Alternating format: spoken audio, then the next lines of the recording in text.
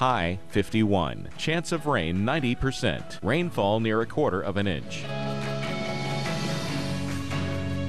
For tonight, partly cloudy skies early will give way to cloudy skies late. Low 43. Winds light and variable.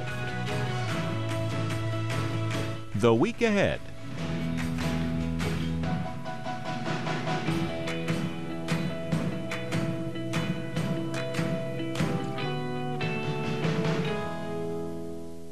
CNBC Wednesday nights, we're wheeling and dealing with Shark Tank at 8 and 9 Eastern and the Car Chasers at 10 on the fastest growing network in prime time, CNBC. Let's get a head start on the holidays. Let's open something before Christmas. Not that, those. And of course, a whole lot of these. Let's make merry, along with a few other things. Deck out that. Save all these and spread more of this. That's how to holiday.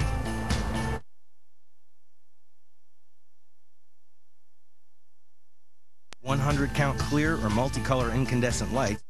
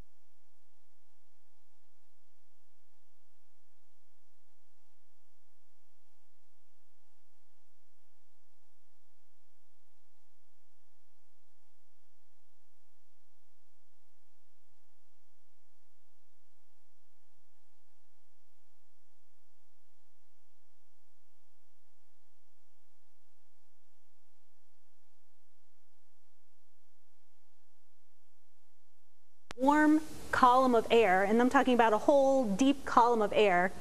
Because it's warmer, it's less dense, so it's a little bit thicker and taller than a cold column of air. And so during the winter, you get this difference from the poles, cold columns, short columns. A tornado warning has been issued for your area. And because of that, you get this pressure gradient that creates winds that go westerly. Pressure gradients, so for those that are not the geeks, the differences in pressure. Exactly, because you have differences in densities as you go from the equator to the north. Absolutely. Now, Greg, we heard terms like thermal wind and gradients.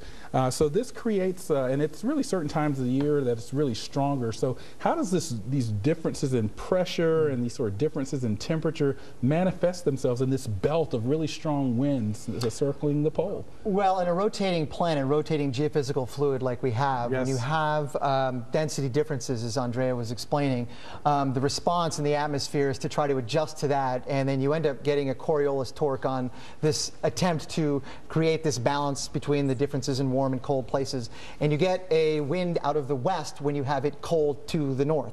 Now, I remember the first thing that I was taught in Meteorology 101 was that you have the westerly jet stream because it's cold to the poles. That's in the northern hemisphere, of course, opposite in the southern hemisphere.